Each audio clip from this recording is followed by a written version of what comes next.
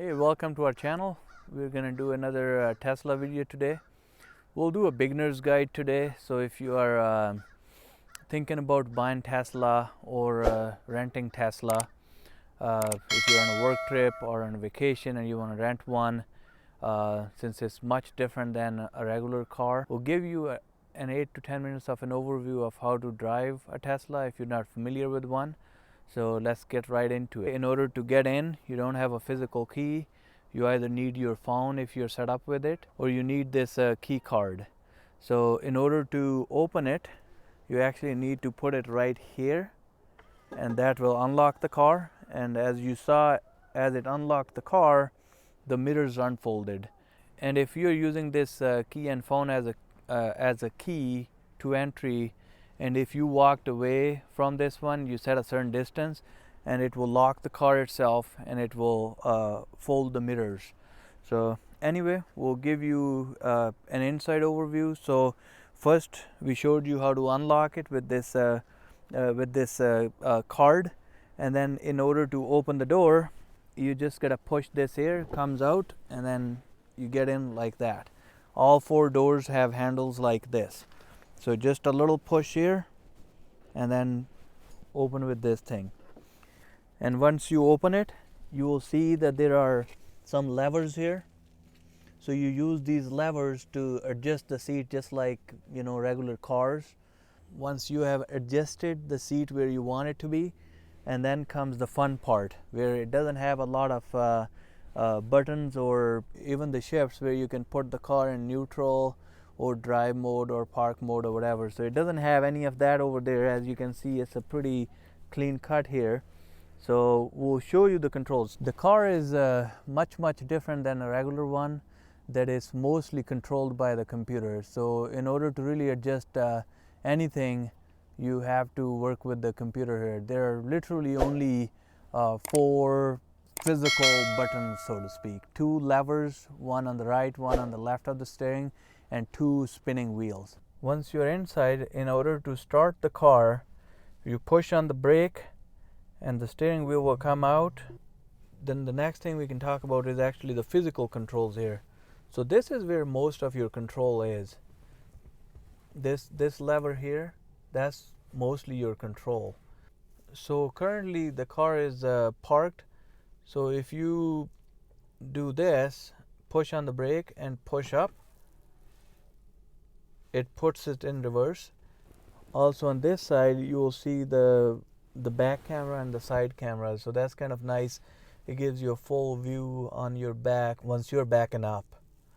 And then the next one is, if you want to drive it, just push it down, and now it puts it in the drive mode, as you can see over there. And if you want to put it in neutral, just push it up once here, and now it's in neutral. So now it's a free fall kind of a deal. So those are really the 4 things that you can do with that once you're parked. And I'm gonna push it in, and it puts it in park. When you are driving, you actually put it once down, and it will put it in the traffic awareness cruise control. So it will basically put it in the cruise control. And then if you do a double tap, it will put it in autopilot, and that's when it will auto steer and it will do the whole thing. And then the only other 3 physical buttons that we have, one is this push button, and you can increase and decrease the speed with that once you're in the traffic awareness cruise control, or you can also do the voice commands with this. So if I push it here, now it's in the voice commands. Open the glove box. So there it is. That's how you open the glove box. So either from the control panel or with the voice command. Fold the mirrors.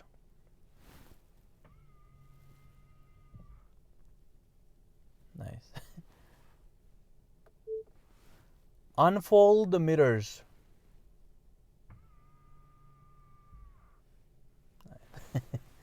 Unfold emitters. But it unfolded the mirror. So you can basically, whatever you can do with the screen, you can also do with the voice command. And this here is the media control. So with this one, just scrolling up and down, you can increase and decrease the volume. So this is really a media control, or by moving it sideways, you can play the next song or the one that you were playing before.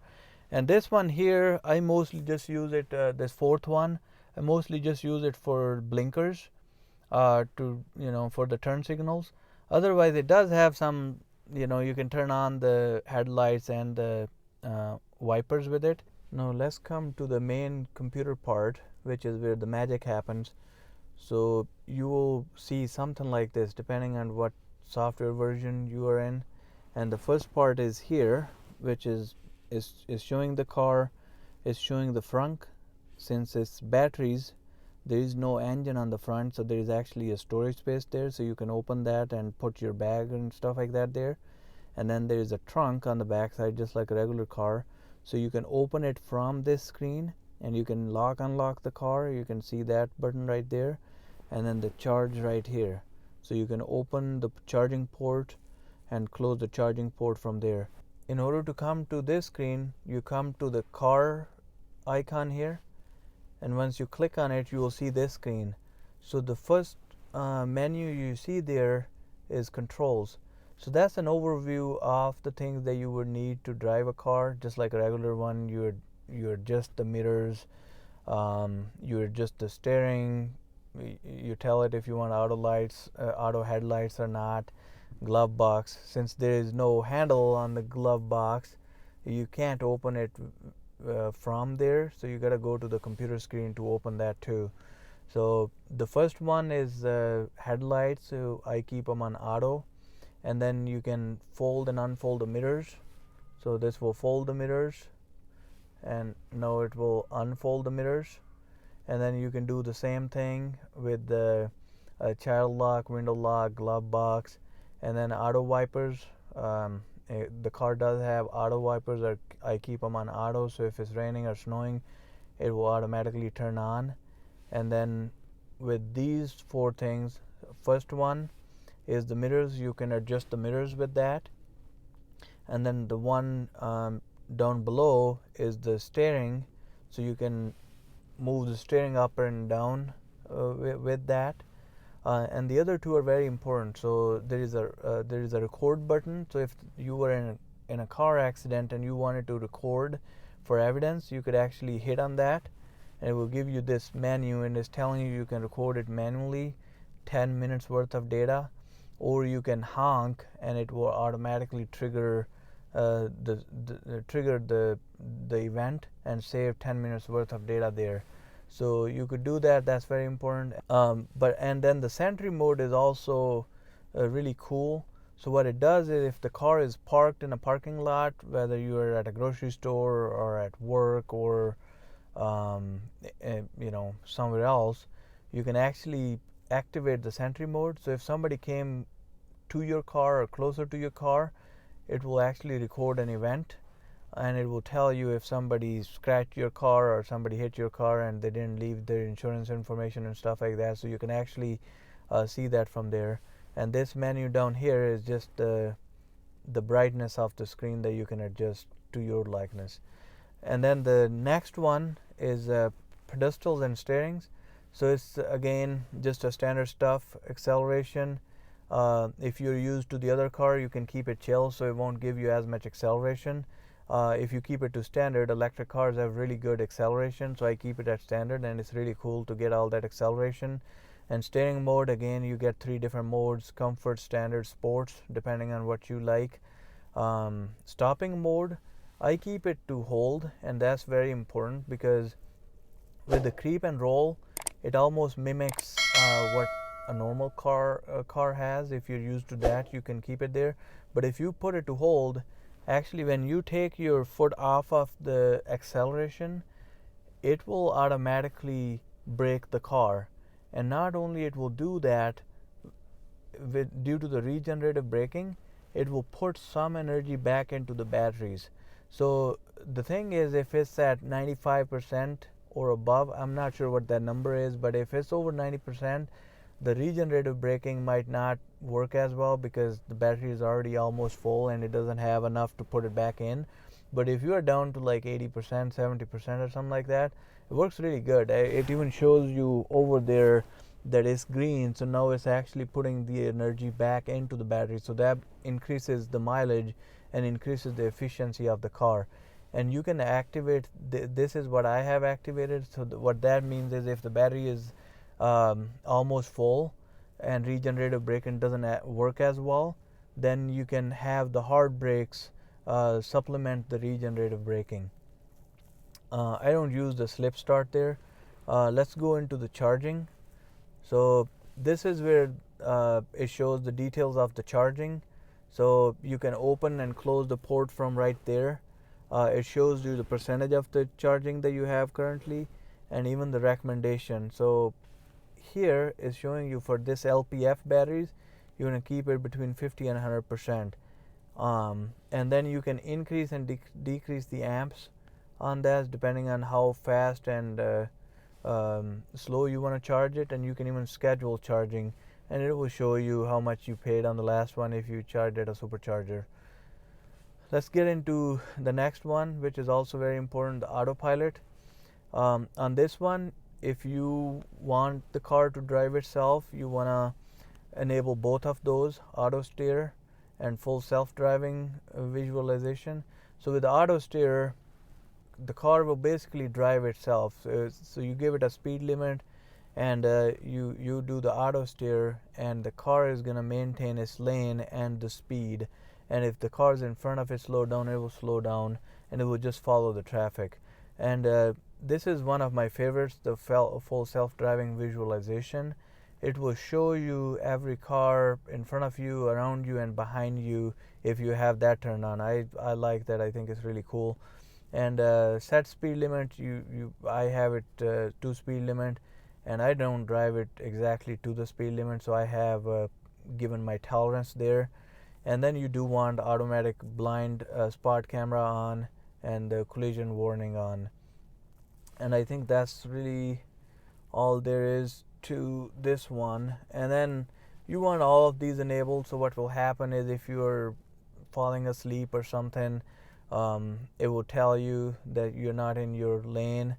And if you enable it, it will even self-correct it for you if you're not in autopilot mode. And then also the traffic awareness cruise control chime will tell you when it's enabled and when it's disabled. So those are all the ones that I keep them on.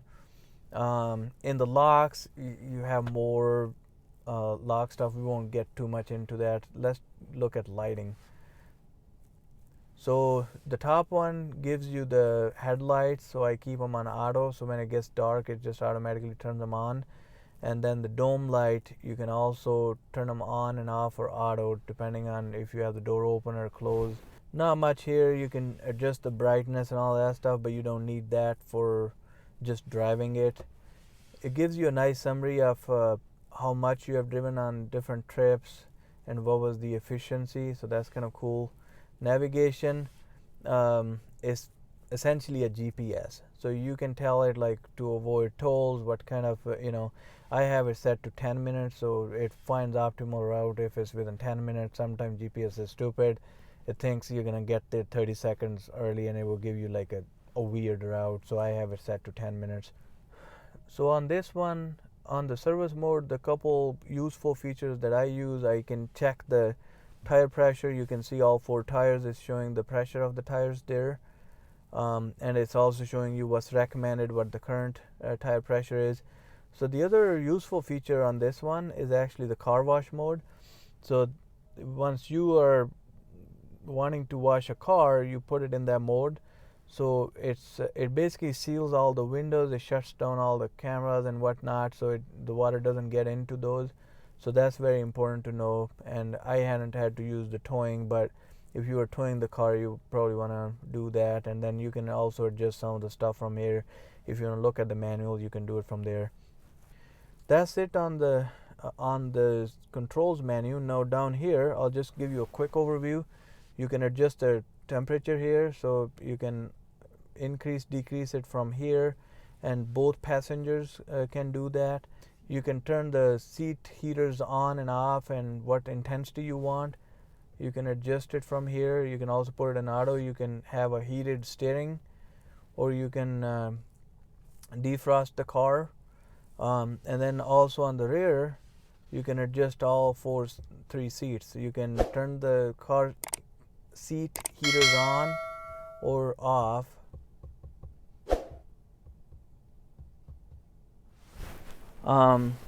If you have your phone connected to it, you can make calls and stuff like that. This one gives you like a 3-camera view, so 2 side cameras and then the back camera. It also uses this when you are in the reverse mode. In this one, you can do the Spotify, you can watch a lot more stuff. It has Apple Music and movie theater and whatnot. You can do that or make a Zoom call. You can also watch Netflix, Hulu, that kind of stuff from here. Only when it's in park. And this only works when it's in park. Radio, and this one here gives you a 4-dimensional view. So it's the front camera, and then the left and right and rear camera. So this is kind of cool. And then you can hit record on this one too. So if that's another way of recording an event too, if you were in a car accident, you could come to this and then hit record from here, and now it's recording an event around you with all those 4 cameras. So it's kind of cool. So in order to open the door, that's another thing I think people make a mistake. So there is a button right here. You just want to press on this, and that's on all 4 doors, and that's how you open the door. There is a little lever right here. You do not want to use that. That's only for emergency. So if your door was stuck or something, that's when you use that, because otherwise it will destroy the trims of the doors, because it doesn't have a regular trims. And if you want to use your flashers, just use them from here. And you can click the lights on and off. Yeah, and in order to turn the lights on and off, you just click on them and they'll turn on and off. Hopefully it helps if you're driving it first time or renting it out or just wondering how it drives. If you like the video, hit the like button and subscribe our channel. Thank you. We'll see you in another video.